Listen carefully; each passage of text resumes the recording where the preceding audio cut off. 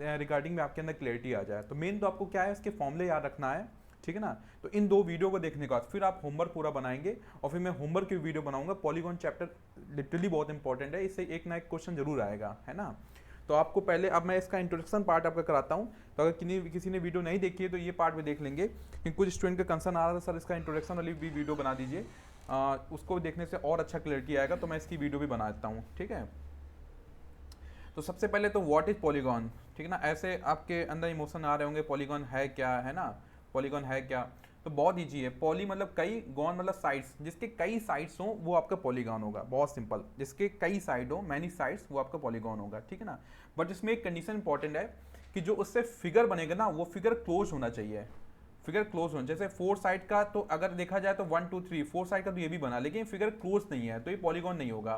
Figure क्या होना चाहिए, क्लोज होना चाहिए, ठीक है ना। फिगर क्या होना चाहिए, क्लोज होना चाहिए।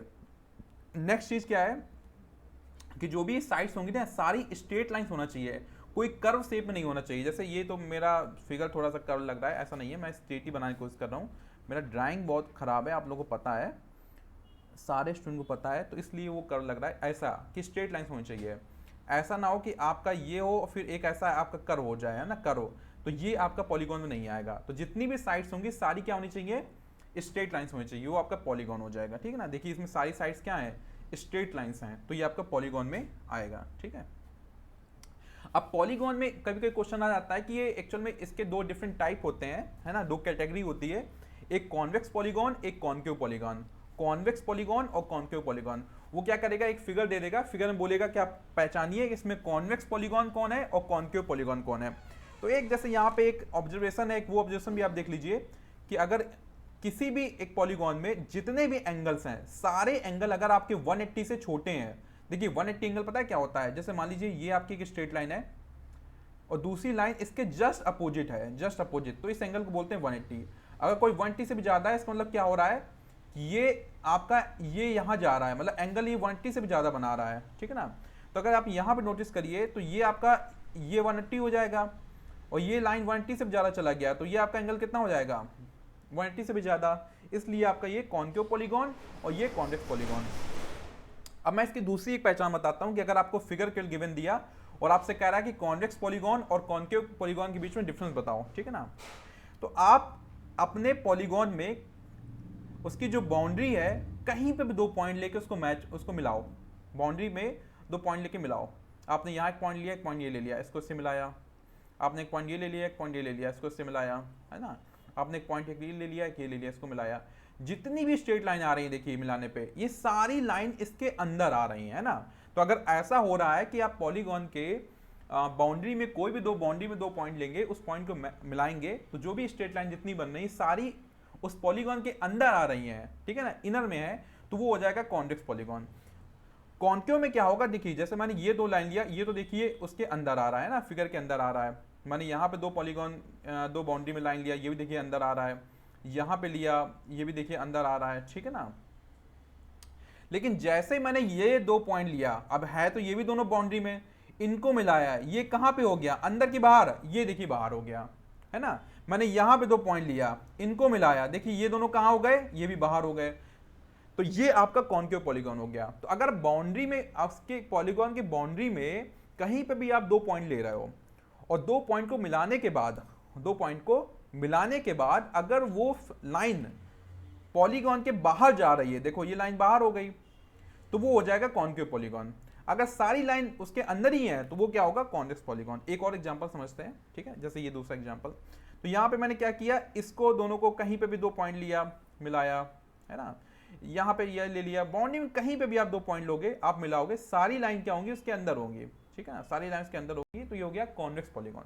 यहाँ पे मैंने क्या किया, इसको लिया पॉइंट को, इसको मिलाया, तो देखिए ये तो अंदर है, बट जैसे ही मैंने ये 2 पॉइंट लिए, ये देखिए क्या हो गया, पॉलीगॉन के बाहर हो गया। तो अगर पॉलीगॉन के बाहर हो जाता है तो वो हो जाएगा कॉन्केव, अगर सारी लाइन अंदर है वो होगा कॉन्वेक्स। ये दोनों का डिफरेंस है, ठीक है। अब जो आपके पॉलीगॉन होते हैं 2 टाइप के होते हैं, एक होता है रेगुलर पॉलीगॉन, जो मैंने लास्ट वीडियो में पूरा एक्सप्लेन किया, वो रेगुलर पॉलीगॉन है। एक होता है इरेगुलर पॉलीगॉन।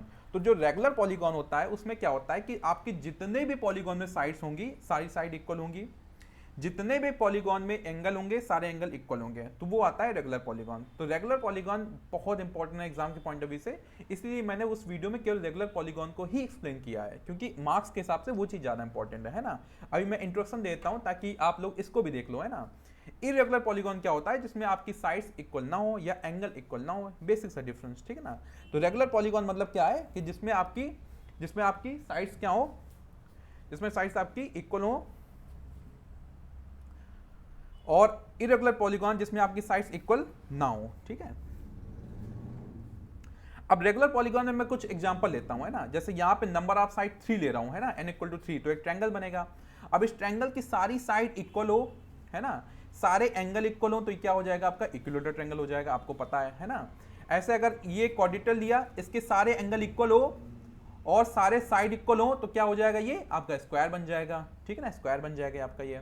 ऐसे ये आपके सारे 5 साइड हैं, सारी साइड इक्वल हो और सारे एंगल इक्वल हो, है ना, तो ये क्या हो जाएगा, पेंटागन हो जाएगा, है ना। तो रेगुलर पॉलीगॉन जिसकी n इक्वल टू 5 और सारी साइड इक्वल हो, सारे एंगल इक्वल हो, तो क्या हो जाएगा, रेगुलर पेंटागन। ऐसे ये हो जाएगा regular hexagon, regular heptagon, regular octagon, regular नोनागन, regular decagon. तो जो भी ये एंगल हो रहे हैं सारे एंगल क्या होंगे, सारे एंगल इक्वल होंगे। सारे एंगल कैसे होंगे, सारे एंगल इक्वल होंगे, ठीक है ना। जो भी साइड है सारी साइड क्या होंगी, इक्वल होंगी, ठीक है ना। तो ये पहचान होती है रेगुलर पॉलीगॉन की।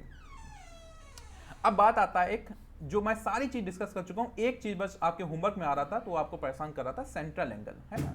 कोई भी पॉलीगॉन है, कोई भी पॉलीगॉन, वो सेंट्रल से जो एंगल बनाएगा वो होता है सेंट्रल एंगल। जो भी सेंटर से एंगल बनाएगा वो होगा सेंट्रल एंगल। कोई पॉलीगॉन हो, जैसे मैं यहाँ पे मान लो एग्जांपल से आपको समझाता हूँ कि मान लीजिए ये आपका स्क्वायर ही ले लो आप, है ना, तो स्क्वायर का ये कहीं सेंटर होगा, तो ये जो एंगल बनाएगा सेंटर में, ये क्या हो जाएगा, सेंटर एंगल, ठीक है ना। तो ये 4 सेंटर, सॉरी ये लाइन थोड़ा सा डिफरेंट हो गई, ये 4 हो गए आपके सेंट्रल एंगल। एक ये सेंट्रल एंगल हो गया, एक ये सेंट्रल एंगल हो गया, एक ये सेंट्रल एंगल और एक ये सेंट्रल एंगल, ये सारे सेंट्रल एंगल हैं। ऐसे ट्रायंगल में क्या होगा, ये देखिए ये आपके सेंट्रल एंगल है ना, एक ये सेंट्रल एंगल, एक ये सारे सेंट्रल एंगल हैं, ठीक है ना। तो आपके जो भी सेंट्रल एंगल होंगे, रेगुलर पॉलीगॉन है तो उसके सारे सेंट्रल एंगल इक्वल होंगे। कोई भी पॉलीगॉन आप रेगुलर वाला हो, चाहे n इक्वल टू 3 वाला हो, n इक्वल टू 4 वाला हो, n इक्वल टू 5 वाला हो, n इक्वल टू 6, सब सेंट्रल एंगल इक्वल होंगे, ठीक है ना। और एक पॉलीगॉन में कितने सेंट्रल एंगल होंगे ये कैसे पता चलेगा, उसकी जितनी नंबर ऑफ साइड होगी उतने उसके क्या होंगे, इंटरनल एंगल होंगे, और उतने ही सेंट्रल एंगल होंगे। देखिए इसके साइड कितनी है, 1 2 3 4 5 6, तो इसके सेंट्रल एंगल कितने होंगे, देखिए 1 2 3 4 5 6, इसके सेंट्रल एंगल भी 6 होंगे, ठीक है। तो जैसे ट्रायंगल है उसके सेंट्रल एंगल कितने होंगे, 3 होंगे, इसके कितने होंगे सेंट्रल एंगल 4, इसके कितने 5, इसके 6, इसके 7, इसके 8, इसके 9, इसके 10, ठीक है। और सेंट्रल एंगल किसी भी पॉलीगॉन का, central angle of any polygon निकालने का एक फॉर्मूला होता है, आप उससे किसी भी पॉलीगॉन का सेंट्रल एंगल निकाल सकते हो, central angle of any polygon, ठीक है ना। फॉर्मूला होता है 360 डिग्री डिवाइड बाई n, है ना। n क्या होता है, नंबर ऑफ साइड, n क्या होता है, नंबर ऑफ साइड, n क्या होता है, number of side, 360 degree divide by n।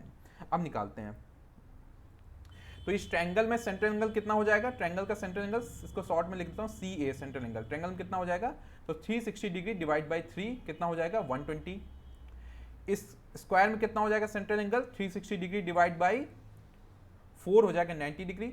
अब आपका टास्क है, अगर मैं क्लास में होता ऑफलाइन तो जरूर मैं टास्क देता, तो ऑनलाइन हो तो क्या हुआ, आपका टास्क क्या है, आप कमेंट मेरे को रेगुलर पेंटागन का, रेगुलर हेक्सागन का, रेगुलर हेप्टागन का, रेगुलर ऑक्टागन का, रेगुलर नोनागन का, रेगुलर डेकागन का सेंट्रल एंगल बताएंगे, ठीक है ना। ये आपका टास्क है, मेरे को पता चले कि आप कितना अलर्ट होकर वीडियो को देख रहे हैं, है ना। तो इसका सेंट्रल एंगल आप लोग बताएंगे।